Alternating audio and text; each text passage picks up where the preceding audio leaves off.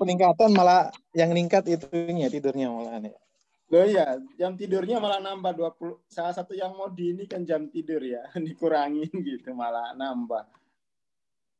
Krisis ini, krisis.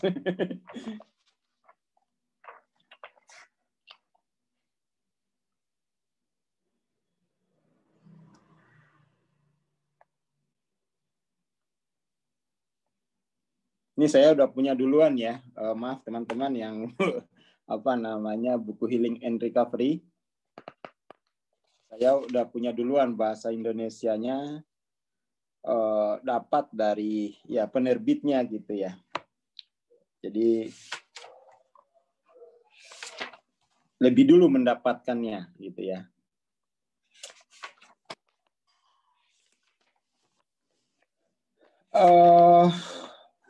Apa?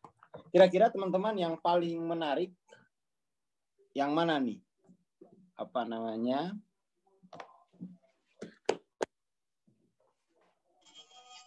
Materi di bab mana gitu Kang ya? Hah? Materi bab 7 ya? di bab mana gitu ya?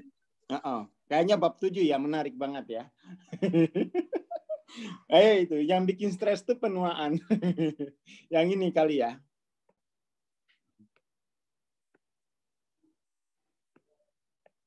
Yang mana nih yang menarik nih? Atasnya juga bagus itu Kang. Yang mana? Pembuka. Nomor 6. Oh, kamu punya masalah. Oh enggak. Iya. Oh, biasanya kalau nyangkal aman lah. menunjukkan yang sesungguhnya.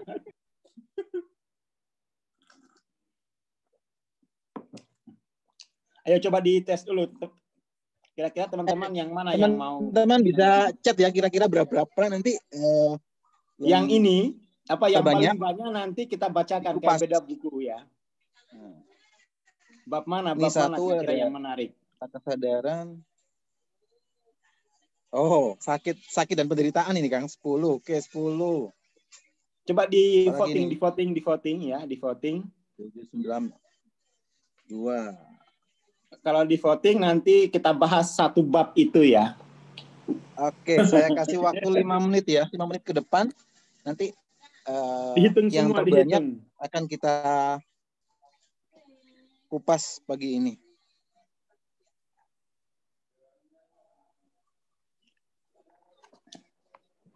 Oke. Struktur bukunya ya oke.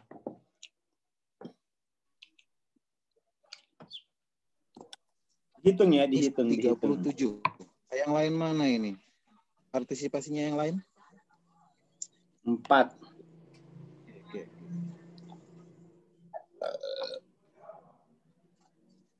Satu orang satu, jangan dirapel semuanya. Nanti nggak mewakili nanti ya.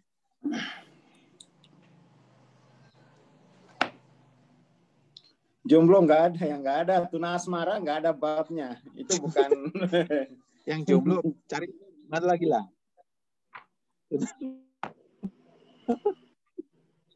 Buku tadi Kang ya.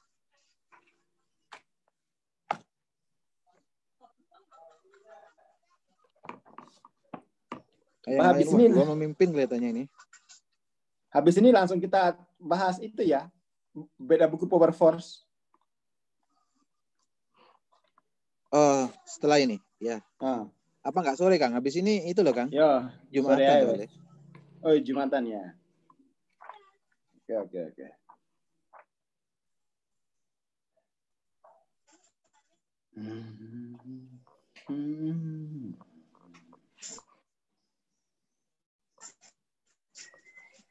Terakhir. Lengkap kelihatannya ya. Healing and Recovery. 15 itu apa ya? Woi, kematian ya. Ayo apa? Yang lain teman. 15 kematian dan saat akhir. Wah, banyak yang takut ini baru tahun baru soalnya.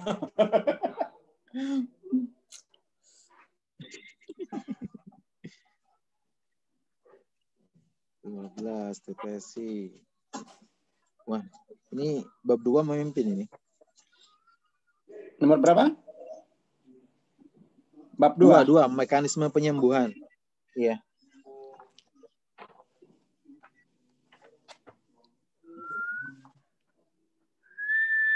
Yang lain.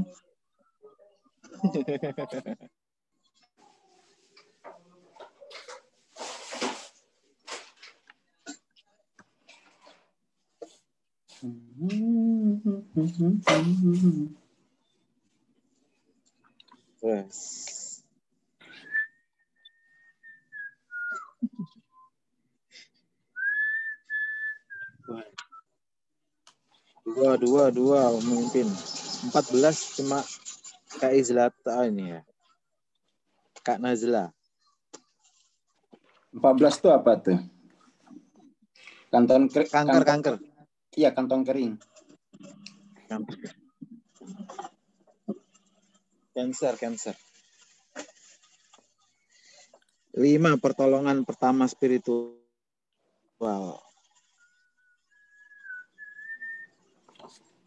Sebenarnya buku ini itu apa ya? Ini kan hasil kuliah Hawking dalam bersama itu ya, grup spiritual di Amerika itu, ACIM ya. Apa sih? 12 langkah. Berarti ini termasuk buku terakhir ya, Kang ya? Oh enggak. Ini tuh sebenarnya buku yang keberapa ya? Hawking kan tuh meninggal 2012. Sementara buku ini terbit itu 2009. Terakhir Letting Go. Terakhir tuh Healing and Recovery. Oh, Letting Go itu 2000 berapa? Healing and Recovery itu Hawking itu belum bukan terbit. Letting Go ya? Letting Go kayaknya 2000 berapa ya? 2016 apa ya? Lali aku. 2016 mati urusan.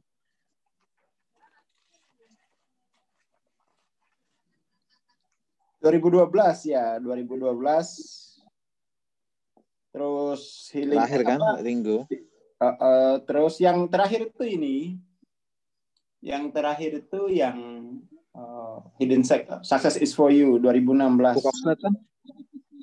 Book of Slide kemarin 2019. Berarti penulisnya bukan Hawking berarti? Hawking, tapi naskahnya tidak ditulis, cuman diterbitkannya kan. Belum diterbitkan. Oh, gitu. Belum sempat. Jadi terus yang menerbitkan bukan dia berarti. Sebenarnya itu ini loh, kumpulan ceramah. Jadi Hawking itu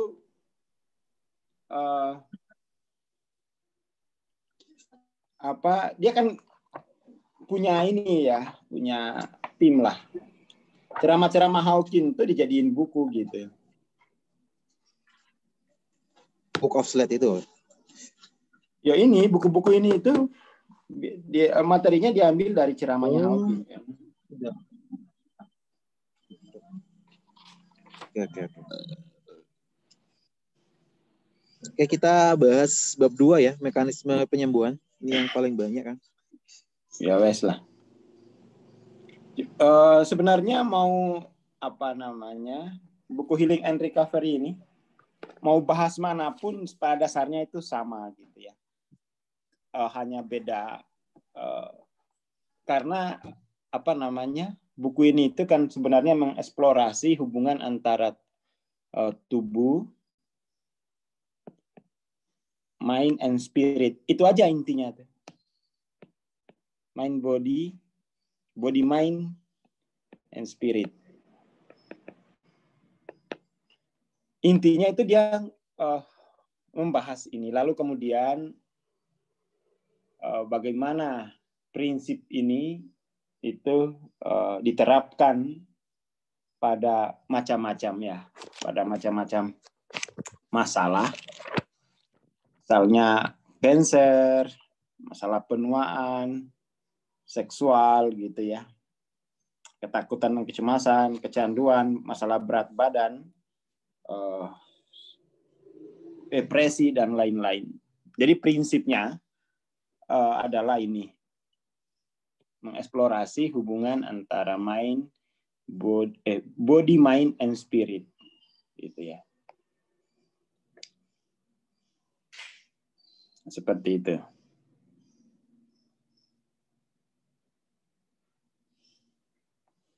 Oke ya. Jadi arah buku ini itu memperlihatkan apa ya? Sistem pemikiran yang utuh mengenai kesehatan dan penyembuhan gitu.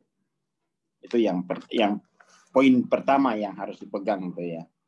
Jadi kalau buku-buku misalnya yang ini, kita klasifikasi dulu lagi lah bukunya ya.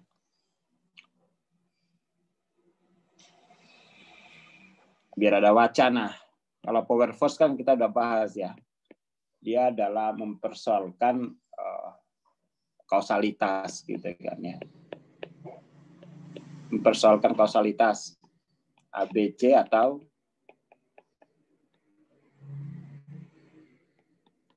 ABC gitu. Jadi setiap buku itu Hawking itu punya wacana yang khusus ya. Punya wacana sendiri. Lalu kemudian buku yang sudah terbit yang ini wacana progresif ya. Wacana progresif, bagaimana kita mengenali ego, bagaimana mengenali nalar gitu ya. Dan seterusnya. Bagaimana dengan spiritual, bagaimana dengan pencerahan gitu. Seperti itu. Terus tibalah kita pada buku Healing and Recovery ini ya. Terus yang ini juga, kalau yang ini dia mempersoalkan soal definisi sukses gitu ya. Memperkenalkan definisi sukses, bahwa kesuksesan itu adalah bukan soal perolehan ya, tetapi lebih tepat dia adalah soal kemenjadian gitu ya. Saya kasih bocorannya sedikit tentang buku ini karena ini kan perubahan itu ada dua ya. Perubahan itu ada dua. Ada yang sifatnya ekspansif,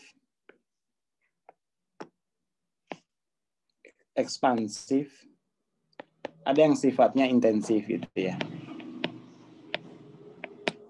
Kebanyakan orang itu memahami sukses itu secara ekspansif, secara linear, keluar gitu ya. Padahal ada jalan sukses yang lebih mudah, yaitu jalan intensif ke dalam gitu ya, ke dalam. Dengan mengubah posisi kemenjadian diri, maka kemudian tuh misalnya gini kan, kalau di ekspansif itu isunya adalah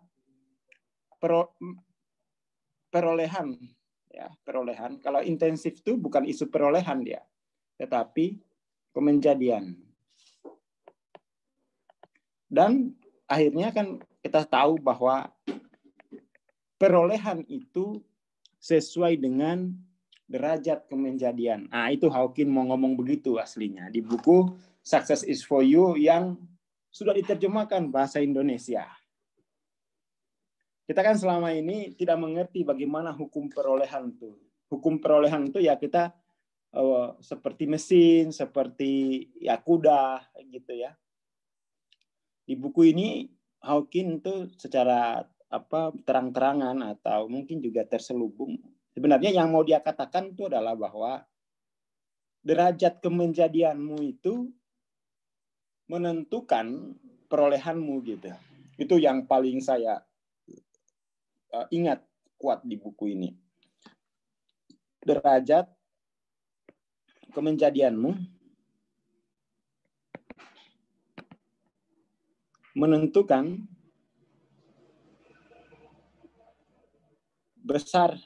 besaran perolehan. Itu kalau teman-teman mau baca ini, apa pingin buku ini, langsung hubungi Mas Camin ya. Karena isunya itu isu paling bahwa derajat kemenjadian menentukan besaran perolehan ya. Saya kasih contoh. Sebenarnya besaran perolehan itu juga memiliki titik kritis ya, memiliki titik kritis. Titik kritisnya adalah pada bertambahnya digit. Misalnya dari 1 ke 10, 10 ke 100, 100 ke 1000. Ini kan tidak didapat apa namanya, kalau kita mau pakai linear harus nambah 1, nambah 1, nambah 1 kan, terus saja. Tetapi kalau kita mau fokus ke kemenjadian, maka misalnya kita bisa ukur, bisa prediksi. Orang-orang yang sudah kesadaran dimensi kelima misalnya, dapatnya apa? Oh, dapatnya bukan ini, tapi yang misalnya 100.000, 10.000. Maka kita tidak perlu menempuh jalan 1 tambah 1 sampai 10.000 langkah. Kita cukup ubah derajat kemenjadian kita. Dan itu prosesnya transendensi. Maka kemudian tuh, ya kita akan mendapatkan persis sama dengan yang derajat dimensi kelima. Jadi seperti itu cara sukses yang cepat itu. Jadi kita tidak perlu menempuh langkah-langkah linear, fokuskan saja pada perubahan derajat kemenjadian, perolehannya itu akibat saja gitu ya. Perolehannya itu akibat saja. Entah itu perolehan kesehatan, entah itu perolehan apa lagi tadi. Jadi prinsip ini itu bisa dipakai di semua buku Hawking ya. Entah teman-teman misalnya sakit, fokus penyembuhan linear enggak. Derajat kemenjadian itu menentukan besaran perolehan. Tinggal perolehannya apa? Kesehatan, ya kan? Uang, pasangan. Nah ini, kayak untuk tunas asmara, ini apapun itu, apapun perolehannya. Oke ya. Jadi itu seluruh buku Hawking sebenarnya mau ngomongin ini toh, bahwa derajat kemenjadian itu menentukan besaran perolehan. Tapi lebih lebih nonjok, lebih lebih tegas itu dikatakannya di buku ini gitu ya. Karena di buku ini itu dia juga mengulangi kembali model ya. Model bahwa derajat kemenjadianmu menentukan besaran perolehanmu. Ya itu saya kira pembukaan yang terang gitu ya. Pembukaan yang terang setidak-tidaknya bisa menjadi wacana baru di 2021. Oke. Jadi harapan saya di 2021 ini teman-teman ya punya wacana baru tentang kesuksesan, bahwa derajat kemenjadianmu menentukan besaran perolehanmu. Oke ya, clear itu ya. Kita punya quote baru ya, kita punya quote baru. Sehingga kemudian ya success is for you. Sekarang kita masuk ke persoalan ini. Bagaimana mengeksplorasi hubungan badan, pikiran, dan tubuh. Karena kan banyak yang pilih yang pilih nomor 2. Kita coba lihat nomor 2 ini membahas apa.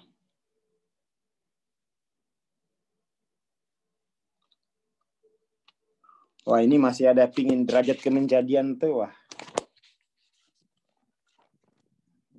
Ada yang bertanya nggak apa-apa ya, kita ladenin saja dulu.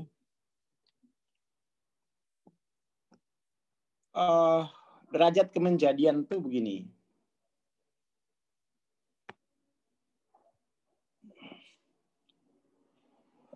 Ya inilah.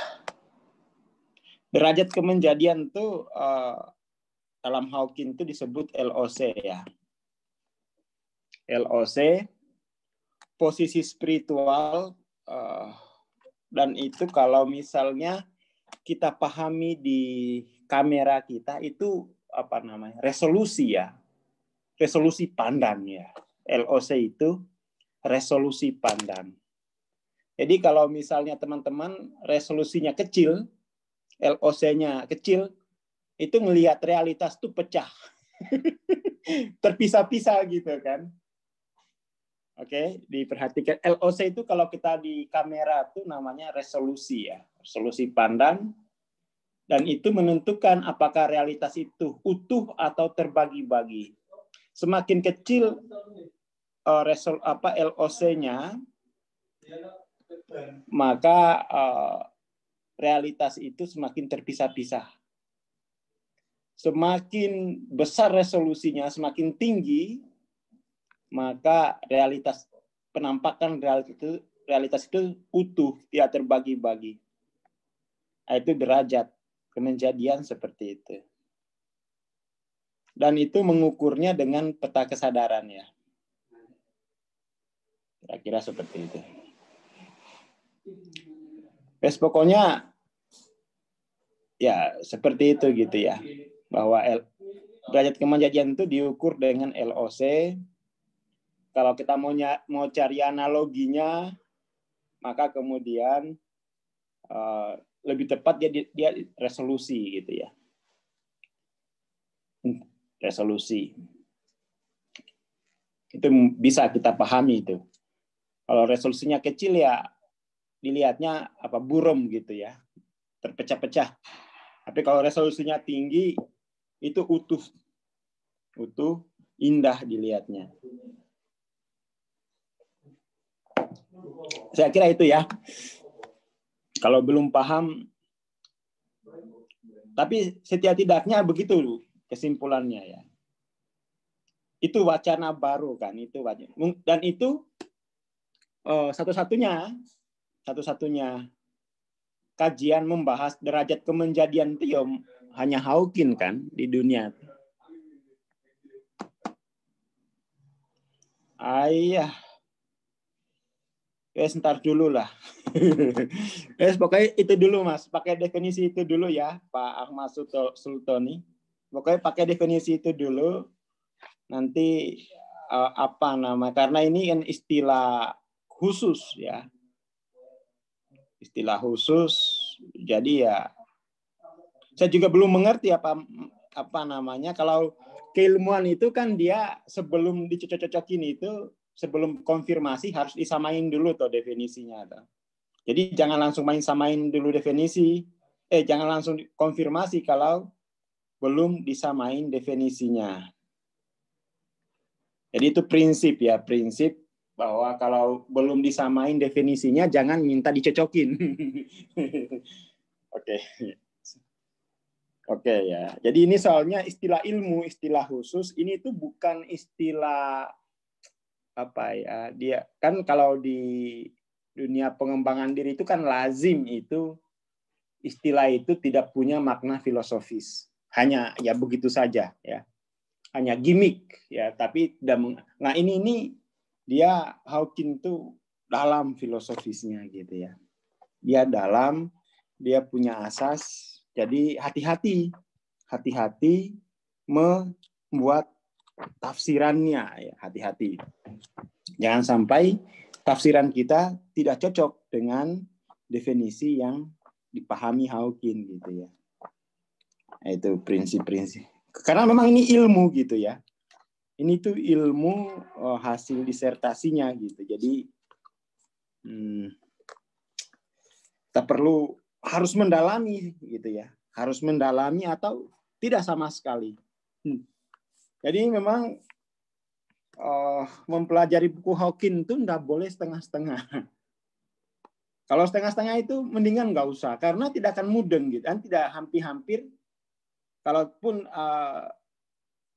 ya tidak akan berguna, karena dia ini menuntut penguasaan filosofisnya dulu, baru praktek. Ya. Buku-buku Hawking itu menuntut penguasaan filosofis. Setelah itu lalu praktek. Kita kan pinginnya langsung bagaimana tipsnya gitu-gitu. Wah, itu nggak cocok. Nggak cocok gitu ya. Oke, nggak cocok.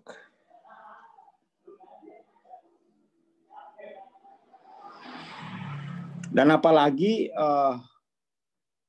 Hawking itu ada penguasaan filosofis dan verifikasi klinis gitu ya. Jadi istilah Hawking itu dia diverifikasi secara klinis. Nah ini dan itu diverifikasi secara klinis itu secara subjektif ya. Secara subjektif, diverifikasi klinis secara subjektif. Nah, maka karena begitu keadaannya, maka memang kita mesti menyamakan dulu definisi-definisi filosofisnya gitu ya.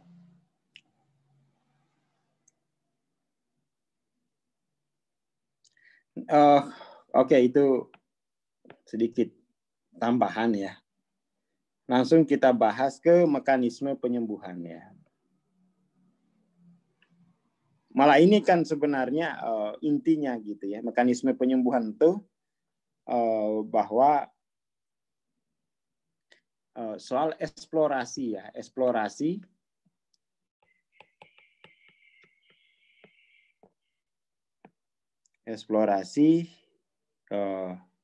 body, mind, and spirit. Itu mekanisme penyembuhannya itu. Bagaimana dieksplorasi ini? Bagi teman-teman yang sudah terbiasa dengan Hawking, maka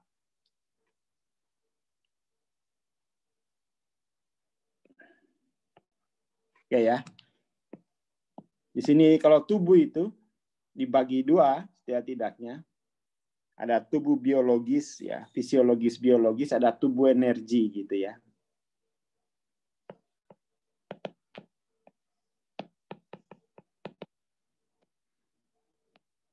Ada energi. Kalau ini di bawah 200, energi kesadarannya itu di bawah 200. Kalau ini 200. Kalau ini 400 mind itu. Kalau spirit itu dia bersifat non-linear ya. Dia 500-an ke atas. Pembagiannya seperti itu. Jadi ini bagi yang baru mengikuti kelas Hawking, wah itu ya perlu bersabar ya. Perlu bersabar. Karena memang ini istilah teknis, istilah keilmuan gitu ya.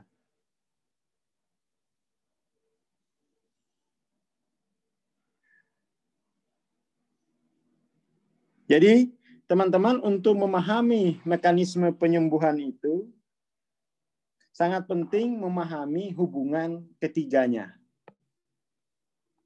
Keempatnya malah ya. Hubungan ini dengan ini, hubungan ini dengan ini, hubungan pemikiran dengan spirit.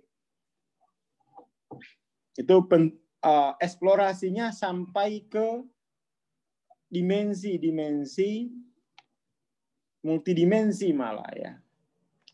Eksplorasinya itu sampai multidimensi. Dan itu kan berbeda jauh ya dengan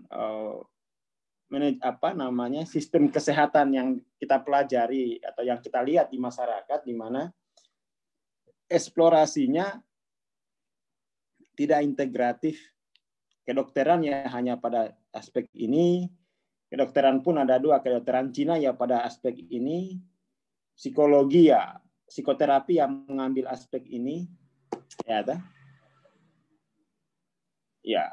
Dan sebenarnya kalau kita lihat di masyarakat itu belum ada, saya tidak melihat ada satu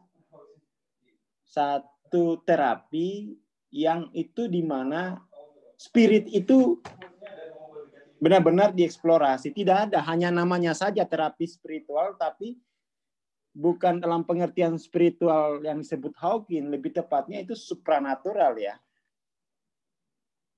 Jadi di Indonesia itu saya tidak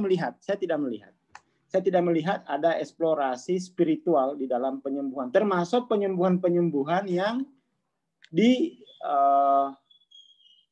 yang katanya itu spiritual, itu enggak, karena enggak ada eksplorasi spiritnya gitu ya. Enggak ada eksplorasi spirit, enggak ada eksplorasi gut view-nya gitu ya, enggak ada eksplorasi gut view. Jadi itu tantangan untuk ke depan, bahwa kalau main itu udah dieksplorasi sama psikolog ya. Ini wilayah para psikolog, psikoterapi. Mereka kan bermain hanya soal bagaimana psikoterapi itu apa dia. Bagaimana hubungan antara pikiran sadar dan bawah sadar, gitu saja permainannya. Ya kan? Sementara ini energi field itu soal bagaimana mengharmoniskan aliran energi di dalam tubuh harmonis. Lalu kemudian fisiologis atau biologis itu dia pendekatannya apa dia? Ya, soal bagaimana fungsi mekanisme komposisinya stabil gitu aja ya. Tidak ada gangguan pada misalnya komposisi atmosfer gitu ya. Dan misalnya tambah lagi misalnya fungsi itu tidak ada gangguan.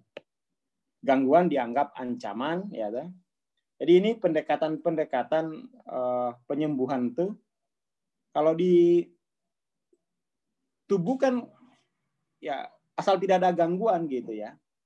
Padahal kalau di tingkat lebih dalam tuh yang diupayakan bukan tidak ada gangguan, tetapi keharmonisan gitu ya. Keharmonisan.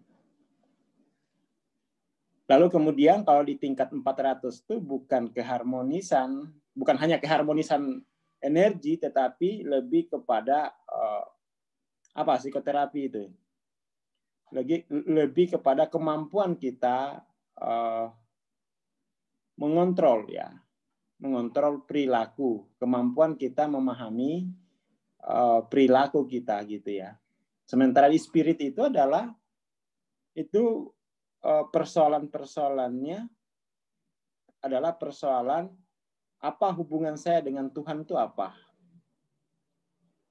Hubungan saya dengan Tuhan itu apa gitu ya. Itu kalau nggak clear, itu justru akan mengacaukan dimensi pikiran, akan mengacaukan dimensi keharmonisan di tingkat energi, dan itu akan membuat sistem tubuh kita mudah terganggu. Seperti itu.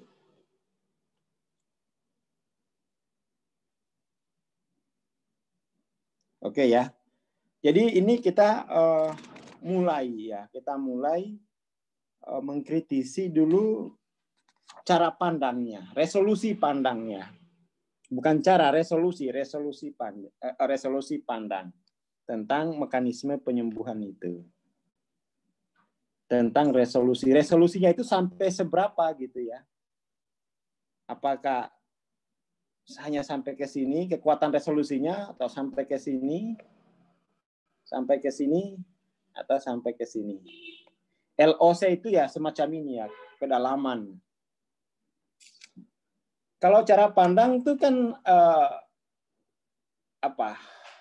cara pandang itu metodologis ya. Cara pandang kan metode untuk mendekatinya. Sementara resolusi pandang itu kedalaman ya. Kedalaman, ketajaman melihat kenyataan itu ya. Kedalaman atau ketajaman ya. Seperti itu. Cara pandang, sisi pandang, sudut pandang itu masih aspek ya. Dia bergeraknya secara ekspansif saja. Sementara resolusi itu kan dia intensif. Intensif itu state of being ya. Kalau teman-teman, kalau intensif itu dia adalah state of being. Kayak gitu. Cara membandingkannya itu misalnya helikopter dengan roket itu ya. Kalau helikopter dengan roket itu kan ini kekuatannya beda secara dimensional dan penggunaan ya. Penggunaan energinya itu beda. Antara ini dengan ini kan lebih banyak ini. Sumber energinya beda. Ini dengan ini lebih panjang ini. Kalau misalnya cara pandang itu begini. Bisa saja dia di satu dimensi. Tapi di sini memandangnya misalnya dari sisi katakan ini ya. Di sini kan ada fungsi, ada komposisi, ada atmosfer. Orang misalnya batuk-batuk ya, batuk-batuk. Maka kemudian diperiksa, diselidiki. Ada yang misalnya ilmunya hanya menghubungkan batuk itu dengan atmosfer di tubuh gitu ya. Pengobatannya cara pandang atmosfer. Ada juga enggak, dikasih komposisi aja gitu. Ubah komposisi di dalam misalnya darahnya atau apa ya, atau ya seperti itu cara pandang namanya ya. Tetapi masih hal yang sama, masih dimensi yang sama, masih resolusi yang sama. Cara pandangnya saja atau sisi pandangnya yang berbeda. Ada misalnya dipotret dari atas, dipotret dari bawah, dari kiri, dari kanan, itu cara pandang kan itu ya. Ya kan? Tapi hasilnya kan sama, resolusinya sama, hanya posisi pemotretannya saja yang beda. Ya hanya soal pindah sisi kan itu cara pandang itu ya kan? Ada yang ingat cerita ini enggak? Cerita gajah, 3 orang buta yang yang mendefinisikan gajah, itu cara pandang tuh begitu. Ada yang mendefinisikan gajah berdasarkan kukunya. Kuku gajah itu begini, gajah itu kukunya gitu ya. Ada yang mendefinisikan gajah dari ekornya. Ada yang mendefinisikan gajah dari belalainya gitu ya. Itu cara pandang namanya. Tapi kan resolusi mereka sama, resolusi orang yang tunanetra. Seperti itu.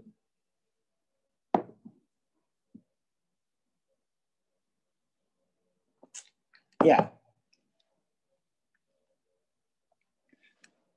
Kameranya sama, resolusinya sama gitu ya.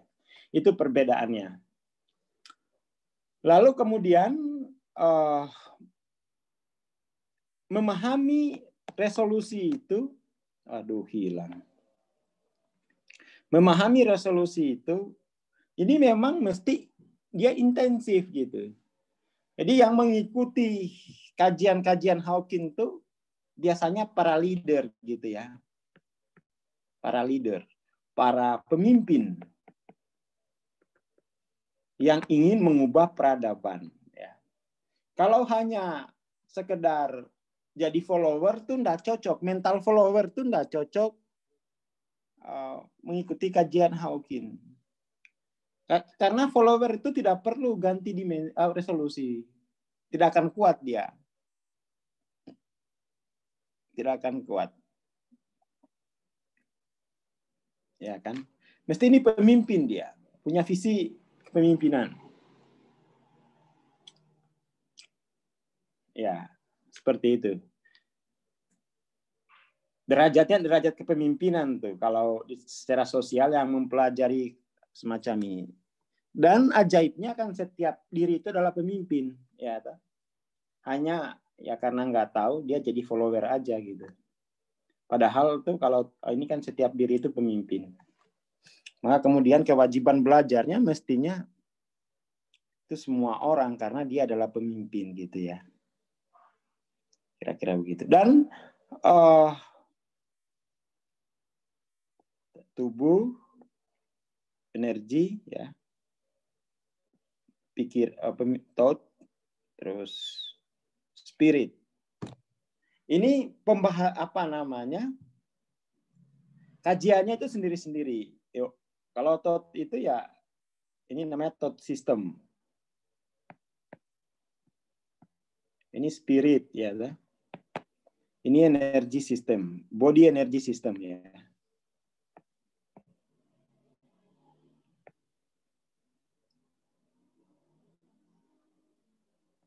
Kalau ini body system. Nah, seperti itu. Jadi Hawking itu melihat penyakit itu pada setiap ini gitu ya. Ada hubungan, bukan hanya hubungannya itu, hubungan sistemik gitu ya. Hubungan keempatnya ini adalah hubungan sistemik. Apa yang terjadi pada satu bagian itu akan mempengaruhi keseluruhan bagian. Perubahan pada satu bagian itu akan mengubah keseluruhan bagian. Sistemik atau web, ya. Sistem web, jaringan web gitu. Jaringan web. Dan ini teman-teman perlu eksplorasi sendiri. Perlu eksplorasi sendiri gitu. Karena kalau ada masalah, teman-teman bisa tahu, oh saya itu sebenarnya masalahnya di tingkat thought system gitu ya. Atau thought system kenapa? Oh, ternyata masalahnya di spiritnya rendah. Jadi untuk mengubah thought system itu, maka kita membutuhkan perubahan derajat makom itu ya, derajat kemenjadian. Jadi Hawking itu melihat bahwa untuk mengubah thought system, misalnya ada masalah di tingkat pemikiran, maka itu tidak akan bisa diubah sebelum dia mengubah derajat kemenjadiannya, memperbaiki. Prinsipnya seperti itu. Dia harus melakukan transendensi derajat kemenjadian dulu. Baru kemudian ini bisa berubah. Itu pun dari situ kemudian itu kita bisa melihat kenapa ada orang yang penyakitnya sama, tapi cara sembuhnya berbeda. Ya, ada yang sembuh setelah dia masuk ke tarekat, diperbaiki ininya kan. Ada yang sembuh setelah ke psikolog. Oh berarti memang masalahnya cuma di sini, tidak sampai di sini gitu ya. Ada yang hanya minum air putih, air hangat udah sembuh. Oh mungkin di sini gitu ya. Ada yang ya cuma olahraga sembuh gitu. Jadi pemahaman akan ini itu kemudian membuat kita lebih bijak gitu ya. Dan mau nggak mau ya kita mesti punya wacana kan tentang ini ya. Punya wacana bahwa diri saya itu adalah sistem yang utuh keseluruhan ini. Keseluruhan. Dan dengan memahami ini kita tidak bisa misalnya mengira bahwa saya tidak perlu mempelajari ilmu penyembuhan gitu ya. Biarkan saya ke dokter saja. Lah itu nanti justru bukan itu yang diharapkan Hawking dari bukunya itu.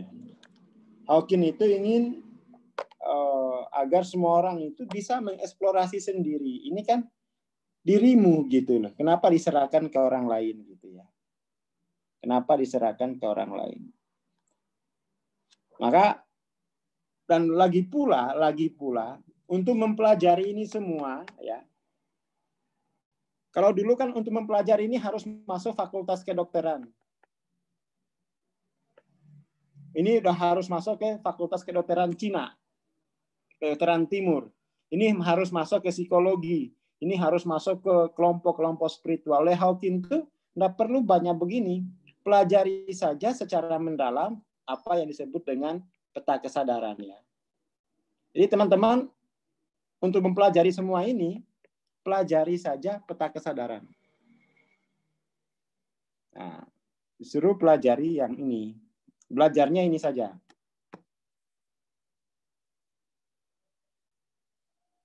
Pelajari saja peta kesadaran gitu. Jadi gebrakannya Hawking tuh radikal banget ya, radikal karena dia melihat bahwa selama ini institusi pendidikan itu terpisah-pisah ya, kedokteran sendiri, psikologi sendiri, meridian sendiri, spiritual sendirilah. Orang tidak mungkin tuh bisa menuntaskan semuanya dalam hidupnya gitu ya. Untuk menjadi dokter di psikologi saja orang kadang-kadang umur 40 lebih itu baru satu bidang ya. Gimana dia sampai, dan persyaratan institusi juga kadang memberatkan masyarakat ya kan. Maka kemudian tuh Hawking, kamu pelajari ini saja gitu ya. Maka kamu akan mengerti tentang tubuhmu, kamu akan mengerti tentang perilaku tubuhmu, kamu akan mengerti tentang perilaku sistem energi tubuhmu, kamu akan mengerti kejiwaanmu, kamu akan mengerti hubunganmu dengan Tuhan. The spirit. Seperti itu aja Hawking tuh. Seperti itu. Dan dia dapat model gini, kuasai saja ini, maka teman-teman tuh pasti ahli filsafat, pasti ahli penyembuhan gitu ya. Apalagi pokoknya semua hal yang selama ini teman-teman berpikir tidak mampu capai, itu akibat dari derajat kemenjadian. Kalau bahasa kita mah, kalau dekat dengan Tuhan itu dibukakan pintu-pintu ilmu. Kan begitu. Derajat kemenjadian itu pada akhirnya kan kita ngomongin kedekatan kita dengan sumber gitu kan. Itu terdengar sudah terbiasa kita dengar itu, tetapi kalau posisi kesadaran ada di mana itu ya sebenarnya bisa, cuman kan what next gitu loh. Kalau setelah tahu posisinya itu terus ngapain gitu ya. Itu kan persoalannya. Makanya biasanya saya lakukan kalibrasi itu kalau orangnya itu mau belajar. Kalau hanya sekedar tahu, nggak punya ya itu malah menyusahkan. Dia tahu tapi tidak berguna gitu ya. Jadi pengukuran posisi derajat kemenjadian itu kepentingannya biar untuk kalkulasi beban belajarnya gitu-gitu ya. Kalau hanya sekedar tahu, saya tidak tidak memberitahu sekalian aja gitu. Kan sama saja diberitahu nggak diberitahu, toh tidak ada perubahan apa-apa gitu. Semacam itu. Kita lanjut ya. Kita dudukan dulu persoalannya gitu. Kalau selama ini kita menganggap bahwa saya ini tidak bisa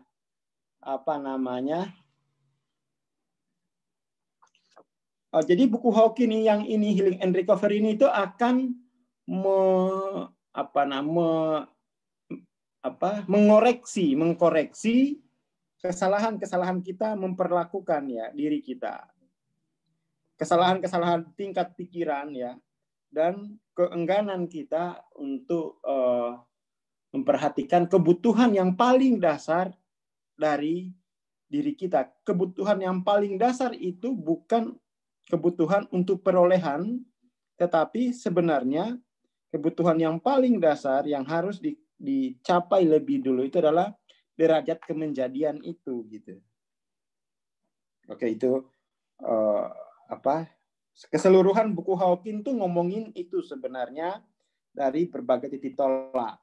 Kebetulan saja Healing and Recovery ini titik tolaknya adalah penyembuhan gitu.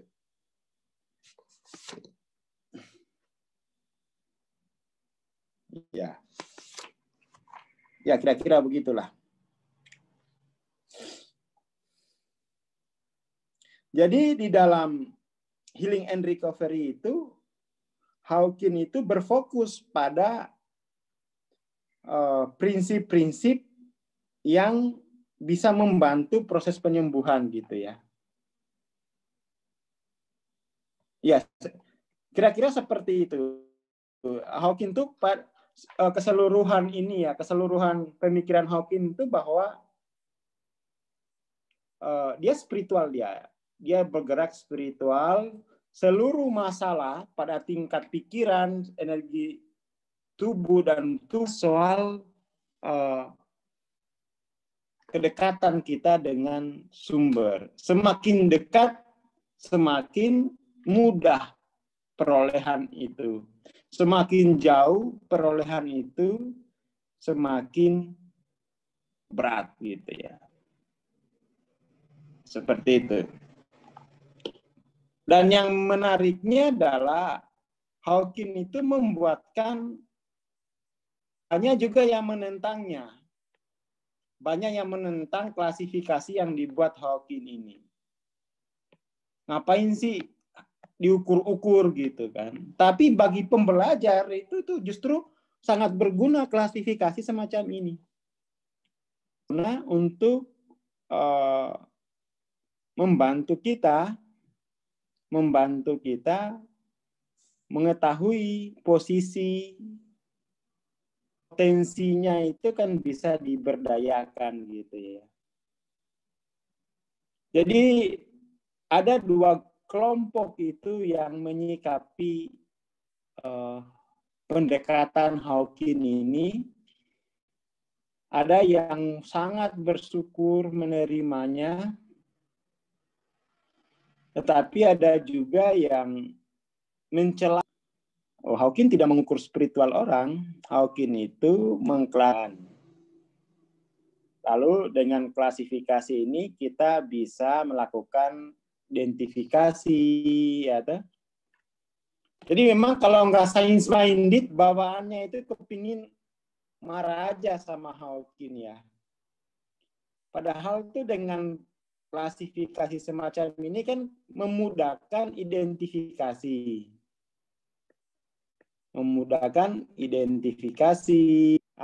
Tidak terbiasa dengan pendekatan sains kan, nggak perlu validasi dia, cukup, bahkan juga nggak perlu identifikasi, cukup jarene, cukup diaku saja ya. Kan perbedaannya kan itu ya. Perbedaan antara spiritual yang saintis itu dia menerapkan prinsip yang ketat untuk pengakuan itu. Pengakuan, indikasi, validasi sampai pada tahap verifikasi. Hanya ini saja bedanya tuh. Tapi kalau di spiritual konvensional, kita sebut saya begitu, ini nggak usah ini diginiin manusia, biar Tuhan aja yang identifikasi, validasi, verifikasi. Biasanya ngeyelnya biar Tuhan aja, ini kan hubungan saya dengan Tuhan. Lah itu udah ini kan ilmu ya. Ini kan ilmu, maksudnya dengan ilmu itu kita bisa punya kemampuan sedikit ya. Atau ya punya kemampuan lah untuk identifikasi, validasi, dan verifikasi. Sehingga kita itu tidak terjebak. Kita lebih objektif melihat sosok itu. Karena kita punya alat standar yang sama. Ada identifikasi, validasi, verifikasi. Justru ini lebih fair menurut saya. Karena kan spiritual itu seolah-olah itu gelap yang berbakat. Kan kesannya kan seperti itu. Kesannya bahwa wilayah-wilayah spiritual itu hanya mampu atau hanya dianugerahkan kepada orang-orang yang punya bakat bawaan. Ya kan? Nah, Hawking itu justru enggak. Ini tuh spiritualitas itu adalah karunia untuk semua orang. Ya toh. Hanya saja karunia ini kadang-kadang itu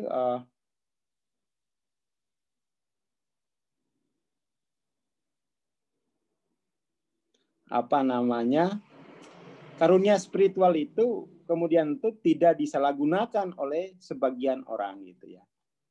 Dan pada kenyataannya memang kita melihat banyak spiritualitas palsu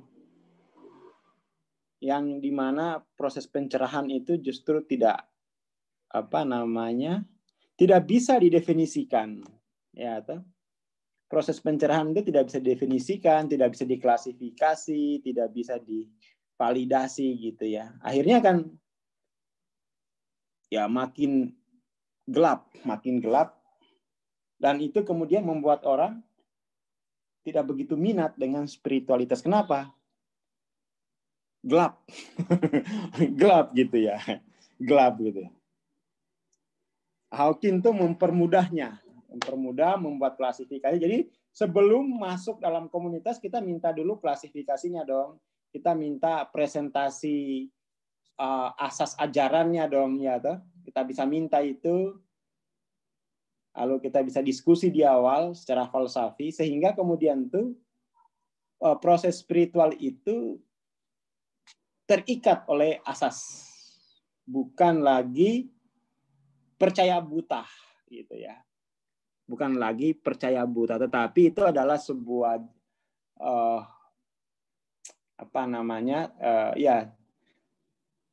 percaya buta. Ada upaya semacam itu gitu loh. Tetapi bukan berarti percaya buta itu salah. Metode percaya buta itu lebih banyak disalahgunakan oleh yang tidak bertanggung jawab. Itu dalam pengalaman saya sama guru saya itu percaya buta pada awalnya. Jadi hanya penyalahgunaan dari kepercayaan itulah yang membuat kita ya lebih bagus ya pakai Hawking gitu ya. Karena memang dalam spiritualitas itu memang pada dasarnya ya mesti awalnya percaya buta gitu ya. Saya sendiri dalam proses dengan guru saya itu percaya buta pada awalnya. Percaya buta begitu saja. Saya tidak punya wacana. Nah, teman-teman kan kalau sekarang setelah memahami peta kesadaran ini bukan lagi buta tapi sudah punya wacana ya. Kan mesti wacana gitu ya. Sudah punya ciri-ciri, sudah punya katakanlah Google Map-nya, sudah punya peta ya, atau sehingga kemudian tuh bisa mengidentifikasi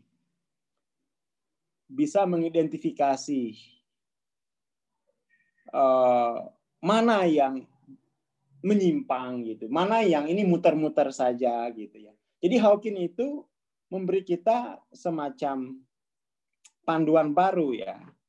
Bagaimana sih untuk mengenali ajaran yang benar, guru yang betul-betul guru. Hawking akhirnya kan gunakan nalar, gunakan akal, atau gunakan kepekaan ya. Nah, kepekaan ini berbahaya kalau dia tidak beruntung gitu ya. Jadi bagaimana kemudian menentukan, maka ini gunakan kepekaan gitu ya. Nah, saya kira peta kesadaran itu bisa membantu kita untuk menggunakan akal dalam menentukan mana ajaran spiritual yang harus saya tempuh, mana yang kira-kira saya abaikan saja gitu ya. Karena memang tidak semua orang itu punya kepekaan gitu ya. Punya kepekaan. Ya, jadi pemahaman kita akan peta kesadaran itu justru memperkuat dua ini gitu ya. Akal dan kepekaan gitu. Kepekaan biasanya di awal-awal itu mudah dikelabui gitu ya. Apalagi banyaknya teknik-teknik hipnosis untuk membypass membypass titik kritis pikiran sadar kita, itu justru berbahaya gitu ya. Kepekaan itu kayak anak kecil gitu ya, rentan terpukau dia, rentan terpukau.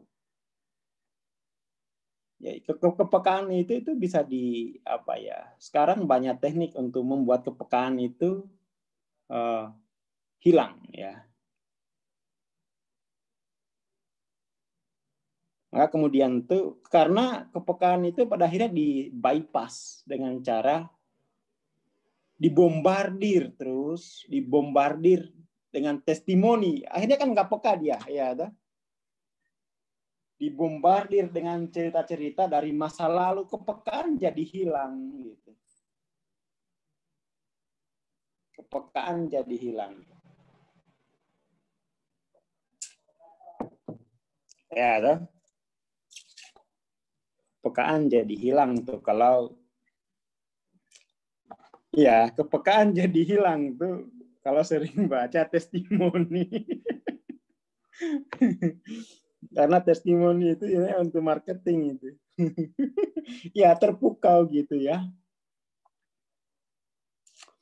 2021 kita mesti kepekaan kita itu harus dibentengi oleh akal yang sehat. Itu prinsipnya. Kepekaan itu harus dibentengi oleh akal. Itu poinnya ya. Kepekaan itu mesti dibentengi oleh akal yang sehat. Karena akal itu dia memastikan dia. Ya, akal itu dia dewasa.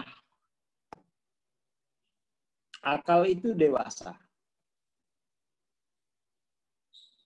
Akal itu dewasa dia.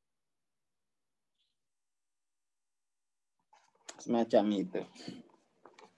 Oke.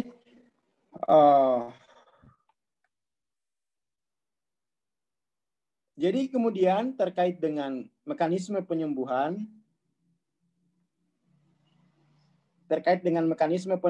itu kemudian fokus buku ini adalah bahwa kebanyakan penyakit, ini poin penting dari buku Healing and Recovery. Kalau teman-teman, kebanyakan penyakit, ya, atau kebanyakan penyakit yang sulit sembuh, kebanyakan penyakit itu terkait dengan bidang energi yang rendah. Jadi penyakit-penyakit yang akut gitu ya, itu biasanya karena ini. Banyak sistem pemikirannya terkait penyakit tadi, itu sistem pemikiran di tingkat 20, di tingkat 30, di tingkat 50 gitu ya. Dan rata-rata ketika orang sakit itu, ketika orang itu menghadapi kenyataan bahwa tubuhnya sakit, organnya kurang berfungsi, sekurang-kurangnya itu dia diapati, tidak berdaya, nggak ngerti apa-apa. Pemikirannya semacam itu gitu ya. Jadi masyarakat kita itu sudah ikhlas menyerahkan dirinya itu ke orang lain. Saya tidak bisa apa-apa. Hawking datang mendobrak budaya semacam itu ya. Hawking itu datang mendobrak budaya bahwa kalau soal penyembuhan serahkan ke orang lain. Enggak, kata Hawking tidak. Kamu punya sistem spiritual yang mampu kamu aktifkan sendiri. Ya, dah. Bukan berarti Hawking menentang bukan berarti Hawking menentang ilmu kedokteran barat, tidak. Dia hanya memberdayakan masyarakat. Oke ya. Oke, Om siapa nih ya? Mas Yadi, untuk bagaimana membaca peta kesadaran ini kita sudah banyak kuliah-kuliahnya ya, tinggal gabung di komunitas, di bedah buku, silakan gabung gitu ya, karena ini memang membutuhkan kajian yang intensif ya, kajian intensif dan pendampingan lah ya. Kita biasanya makanya kan kajian-kajian Hawking itu kita sajikan dalam bentuk kuliah yang memungkinkan itu terjadi tukar tambah, ya, terjadi interaksi, terjadi saling koreksi gitu ya. Kita kuliah semacam itu, terjadi perluasan, terjadi lompatan gitu ya. Jadi teman-teman yang terbiasa dengan pengembangan diri yang sifatnya dogmatis, duduk manis, ikutin prosedur, di Hawking itu tidak bisa seperti itu. Kita lebih banyak dialog, lebih banyak perenungan, dan lebih banyak membuat klasifikasi sehingga kita lebih mudah untuk menemukan makna. Siap. Oke ya, hal dari semua ya, dari di sini apa ya? Bisa kan sudah dibikinkan komunitas tuh, komunitas peminat peta kesadaran itu, ajak sebanyak-banyaknya orang, yuk belajar bareng-bareng gitu ya, belajar bareng-bareng.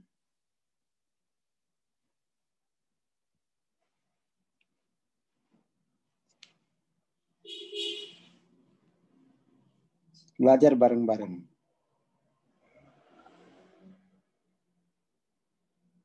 Oke ya. Di sini Hawking melihat ya, entah itu penyakit apapun, misalnya tadi ya stres, penuaan, kecemasan, rasa sakit, berat badan, depresi, kecanduan, kanker, itu selalu ada perasaan tidak berdaya ini.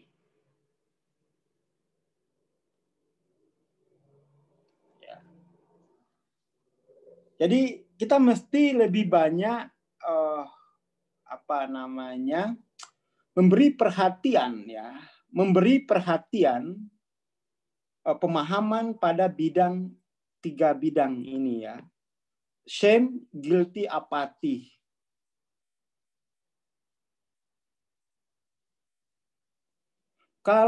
Jadi begini, semakin rendah itu, maka kemudian tuh proses recovery-nya semakin lama gitu ya. Karena ini dia kan sifatnya dimensional. Sifatnya dimensional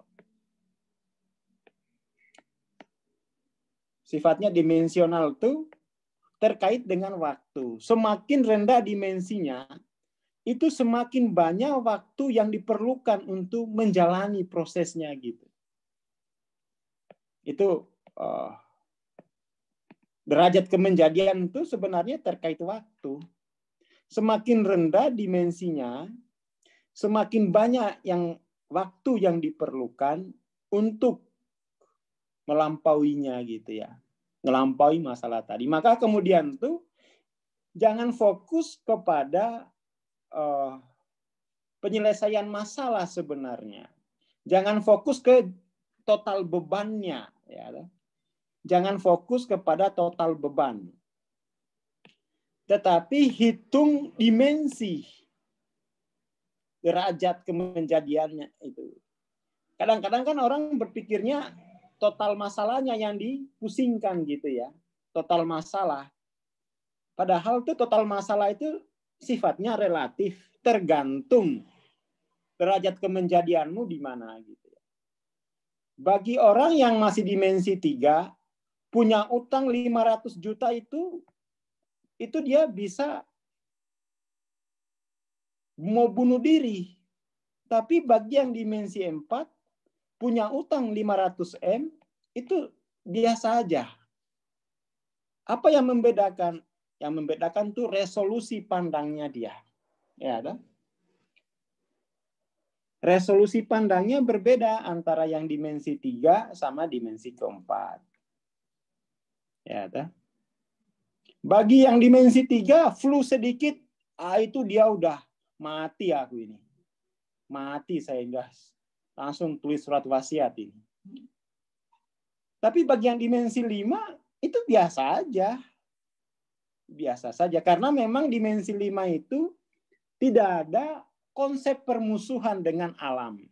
Tidak ada konsep permusuhan dengan virus. Karena dimensi 5 itu dia paradigmanya kan resolusi cinta gitu ya.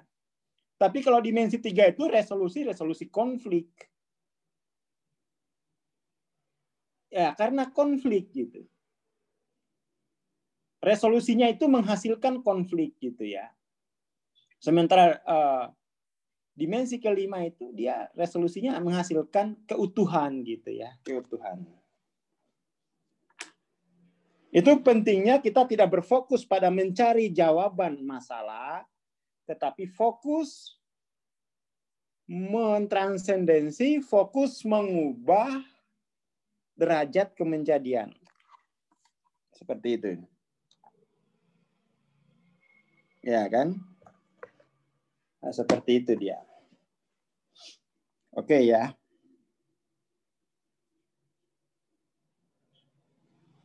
Saya sendiri setiap hari itu berhadapan dengan bidang-bidang energi ini, terutama pas bangun tidur. Wah, itu rasanya rasanya tuh malas banget untuk ya bikin kelas gitu ya. Nah, yang paling penting itu kita kenali. Kita kenali lalu kita lampaui gitu ya. Ya, jangan fokus pada besar masalahnya. Tetapi fokus pada derajat kemenjadiannya itu. Berubah derajat kemenjadian itu berubah berat masalah itu. Karena setiap derajat kemenjadian itu sudah ada kepastian perolehannya gitu ya. Ingat-ingat bahwa setiap derajat kemenjadian sudah ada kepastian perolehannya. Itu yang paling penting, itu prinsipnya gitu. Pasti perolehannya itu. Makanya kan kemudian tuh Hawking tuh membuatkan semacam ini saja. Oh iya. Ya kayak begini gitu ya. Korelasi posisi spiritual dengan masalah sosial. Perolehan sosial ya. Semakin tinggi derajat kemenjadiannya, maka kita lihat perolehannya 100% bahagia dia.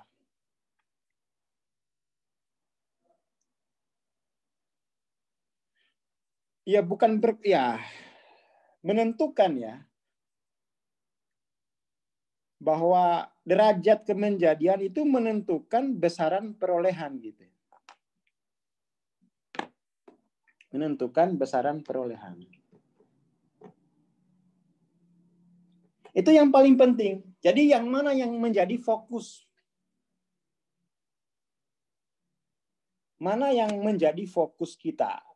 Mengejar perolehan, mengurai masalah, atau mengubah resolusi pandang kita ya. Mengubah resolusi pandang. Ini dari Hawking. Ini ada di buku tabel ini ya. Tabel ini itu ada di buku Healing and Recovery ya. Ini ada ini. Ini ada di buku Healing and Recovery. Saya tampilkan saja biar teman-teman tuh semangat mengkaji buku Hawking. Ya, fokus kepada mengubah resolusi pandang. Sip. Makanya ini harus kalau saya sih karena memang saya itu pecinta Hawking, buku-buku Hawking itu saya beli semua ceramah-ceramahnya. Saya beli semua apapun yang saya ikutin gitu. Saya ikutin. Di ruangan saya malah banyak kaset-kasetnya Hawking itu. Di ruang kerja saya. Ini nih ada, ini penting, ini penting. Ya, toh? Ini penting. Definisi miskin yang dipakai Hawking itu adalah dia miskin itu didefinisikan ketidakmampuan mengakses sumber energi kreatif, ya kan? Ketidakmampuan mengakses sumber energi kreatif itu kemudian menjadikan orang itu melihat realitas itu tidak utuh gitu ya. Tidak utuh itu dia selalu melihat sesuatu yang kurang gitu. Kan begitu, ya toh? Ya terbelah, tidak utuh. Tidak utuh. Nah, ini berbahaya ini bagi para jomblo ya. Kalau dia resolusinya tinggi, rendah, bisa-bisa dia menolak calon presiden di masa depan tuh. Hati-hati ini, hati-hati. Hati-hati ya. Kalau dia resolusinya tidak rendah, bisa-bisa dia telah memutuskan hal yang buruk dalam hidupnya, menolak calon presiden di masa depan. Hati-hati, hati-hati gitu ya. Iya.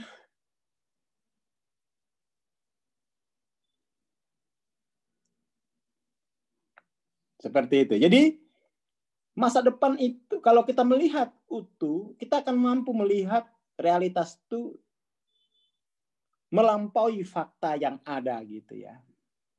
Melampaui fakta yang ada. Banyak yang menyesal itu ya. Laki-laki maupun perempuan, kenapa dulu saya tolak dia ya. Kenapa dulu saya tolak? Iya, karena resolusimu masih kecil waktu itu. Yang kamu lihat cuma panunya, ya kan? Yang kamu lihat cuma panu di kulitnya gitu. Kan jangan lihat panunya gitu kan? Jangan lihat panunya gitu. Ya, jangan lihat dia jarang mandi. Ya, ternyata dia mandinya itu harus syaratnya tinggi gitu ya.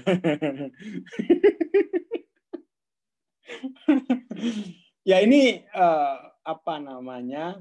Setidaknya kita hidupkan lagi lah wacana ini ya. Wacana bahwa iya dia jarang mandi karena syaratnya mandi pakai gayung emas gitu ya. Dan belum ada yang jual gitu. Aduh, hati-hati itu. LOC rendah memang serba salah dia. Yang resolusi kecil itu serba salah gitu ya. Dihadirkan objek yang bagus, selalu saja pecah gitu ya. Selalu saja pecah gitu. Jadi ini di 2021 ini ya kita hidupkan lagi wacana bahwa masalahmu itu sebenarnya karena kamu pecah melihat realitas. Kamu melihat realitas itu, menyaksikan realitas itu tidak utuh, ya, tidak utuh sehingga cinta disangka benci gitu kan ya. Kan ada lagunya itu, cinta disangka benci, ya kan? Seperti itu. Itu paling tidak. Ini ada di Healing Recovery di apa? Di halaman-halaman awal gitu ya. Pokoknya realitas itu, resolusi itu menentukan informasi yang dimiliki ya.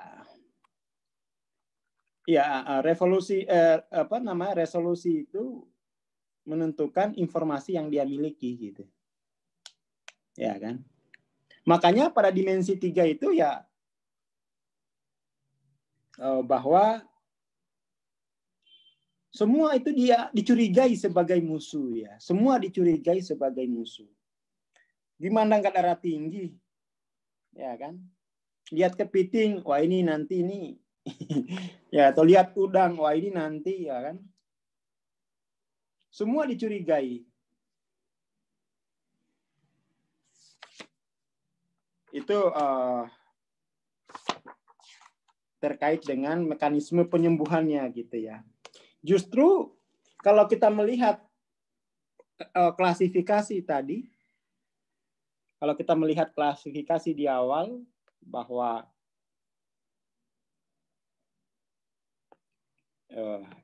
kalau kita lihat klasifikasi di awal ya, tubuh itu di bawah 200, meridian itu 200, terus pemikiran itu 400, main, spiritualitas itu 500 gitu ya, minimal 500. Maka kemudian sebenarnya bagaimana kalau masalahnya di tingkat pemikiran? Justru dia energinya itu besar gitu loh. Dia bisa memveto. Dia bisa memveto upaya perbaikan di tingkat bawah. Kenapa? Sudah menjadi hukum alam bahwa dimensi tinggi itu menguasai dimensi bawah. Itu sudah jadi hukum alam. Itu sudah menjadi kesepakatan yang disebut sebagai kesepakatan alam itu. Bahwa dimensi atas itu menguasai dimensi bawah. Maka sebenarnya healing and recovery ini itu bekerja pada, dia lebih banyak menekankan pada hubungan antara spirit dan pikiran gitu. Karena spiritualitas rendah menghasilkan pemikiran-pemikiran sampah, kan gitu ya. Itu apa mekanismenya itu, bahwa spiritualitasnya rendah, maka akan menghasilkan pemikiran-pemikiran sampah gitu.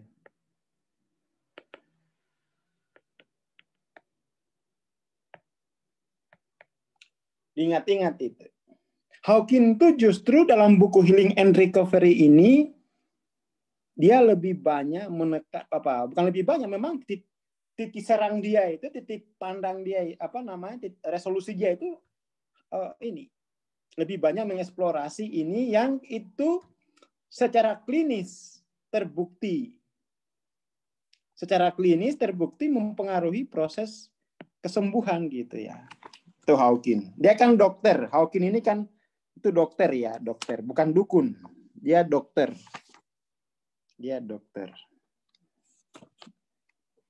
titik tekannya itu perbaiki spiritualitas. Maka kemudian pikiran-pikiran itu akan mengalami koreksi secara otomatis gitu. Kalau kita kan enggak, pemahamannya kan di masyarakat kita itu tanamkan pikiran-pikiran positif. Dia tidak melihat aspek bahwa pikiran itu adalah akibat dari spiritualitas, ya. Tapi kan ateis itu tidak melihat spiritualitas, maka kemudian tuh disuruh menanamkan pikiran-pikiran positif. Kalau di dalam Hawking itu bukan menanamkan, tumbuhkan spiritualitas, maka pikiran-pikiran itu hanya akibat dari tumbuhnya spiritualitas. Jadi di dalam Hawking itu tidak fokus afirmasi, saya ikhlas, saya kaya, saya ikhlas, saya kaya. Tidak perlu gitu. Karena pemikiran itu hanya akibat dari tumbuhnya spiritualitas gitu ya. Tentu kita misalnya melihat teman-teman kita itu yang afirmasi setiap hari, afirmasi kekayaan, tapi spiritualitasnya dimensi 3. Akhirnya ya tambah utang dia. Ya ini kita perlu bikin garis tegas. Di mana sih batasnya Hawking dengan aliran berpikir positif gitu ya. Di mana dia batasannya? Batasannya Hawking itu fokus pada spiritualitas gitu. Pokoknya kalau spiritualitasnya beres,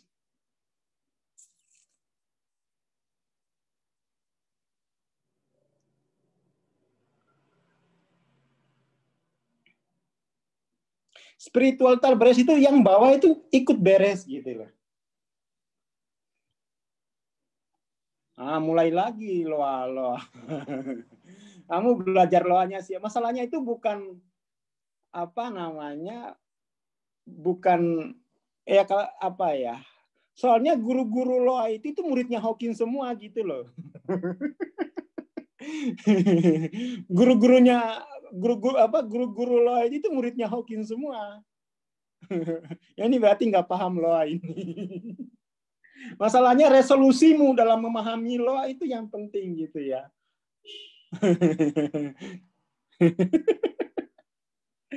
Aduh. Iya. Kamu kalau resolusimu rendah, memahami loa itu akhirnya seolah-olah enggak. Padahal guru-guru loa itu gurunya mereka itu Hawking. Kamu lihat buku-buku mereka tulis, lihat referensinya itu. Pasti ada Power versus Force, David R. Hawking gitu ya. Hawking itu gurunya guru dia. Hawking itu gurunya para guru-guru itu.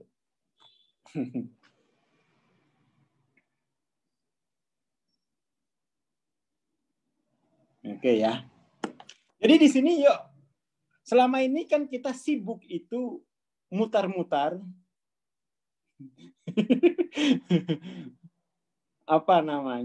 Selama ini itu kan kita sibuk mutar-mutar untuk mencari penyelesaian masalah di sini gitu ya. Semua kita beli, mencari penyelesaian masalah di sini, mencari di sini. Padahal tuh ini yang digarap kok. Ini yang digarap, semuanya selesai gitu kan. Semuanya selesai. Itu poin pentingnya dari buku Healing and. Jadi menunjukkan apa yang paling penting ya, apa yang paling penting. Kalau semuanya kita garap, ini nanti kiamat kurang 3 hari kita belum selesai semua gitu. Karena kita tidak pahami sistem. Kita lihat misalnya kedokteran sekarang ya. Mereka pada akhirnya hanya mempelajari ini nggak selesai masalah. Sebenarnya kan yang ditulis Hawking ini bukan hal baru ini. Yang ditulis Hawking ini hanya membuktikan apa-apa yang selama ini sudah disampaikan oleh para nabi misalnya, para resi. Kan itu, Hawking tuh mengakui itu gitu, bahwa apa yang saya sajikan ini berkorespondensi dengan apa-apa yang sudah disampaikan oleh para nabi, para resi, para orang suci. Gitu ya. Seperti itu. Lalu pertanyaan pentingnya begini, berapa lama Mas saya bisa mastering di spiritualitas ini? Nah, itu kan pertanyaan paling penting tuh ya. Berapa lama saya bisa mastering gitu ya.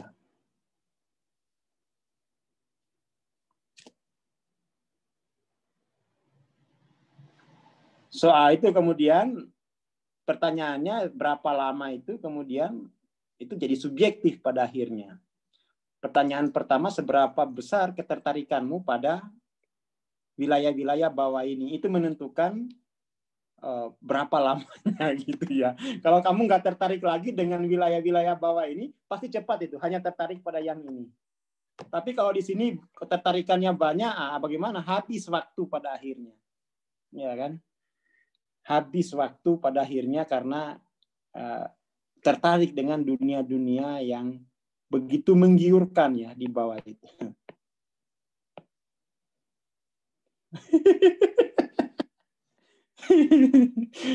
Ya, jadi ini namanya wacana ya, wacana. Biar wacananya kuat, teman-teman itu ya perlu beli bukunya, pastinya itu begitu. Nanti habis Jumatan lah, sore kita beda buku Power versus Force. Jadi memang itu yang beli buku Hawking kita kumpulin satu grup. biar belajarnya itu enggak pindah-pindah gitu. Ilmu bagus kok. Udah pelajari di sini malah pindah lagi ke yang lain. Soalnya begini, kalau sudah paham di sini, yang ini otomatis dikuasai gitu, otomatis. Gitu kan? Semacam itu.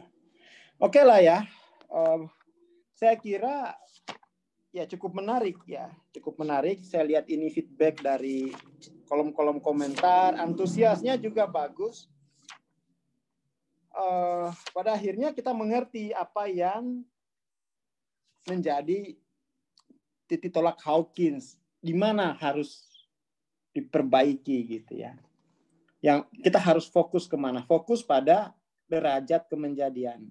Saya kira itu. Dan Indonesia ini, di Indonesia itu banyak itu yang mengajarkan peta Hawkins. Tapi apa ya? Ya mungkin kurang resolusinya ya, resolusinya kurang. Sehingga kemudian justru peta Hawkins itu dijadikan pembenaran untuk praktek-praktek yang sudah lama gitu. Harusnya tidak gitu ya. Harusnya peta Hawkins itu menghasilkan sebuah terobosan revolusioner gitu ya. Terobosan revolusioner. Kadang-kadang begini, ada orang yang terbalik mengajarkan Hawkins itu. Terbaliknya itu begini. Kenaikan tingkat kesadaran itu mensyaratkan aktivasi kundalini. Padahal dalam Hawkins itu justru energi kesadaran itulah yang mengaktifasi kundalini gitu. Oke ya. Jadi ada itu begitu. Seakan-akan bahwa orang biar naik kesadarannya, biar gampang naik kesadarannya, harus melalui aktivasi kundalini. Padahal Hawkins itu jelas menulis kalau bahwa energi kundalini ini akibat dari meningkatnya tingkat kesadaran, bukan sebaliknya gitu. Tapi ada tuh yang begitu itu. Saya melihat wacana-wacana, oh yes, biarin. Seperti itu. Ada yang kebalik malah memahaminya. Setelah ditelidiki, oh belajarnya baru-baru ini aja ternyata. Ikut-ikutan saja. Tidak mendalami secara filosofis, asas-asasnya itu tidak dipelajari, hanya mengikuti gimmick gitu ya.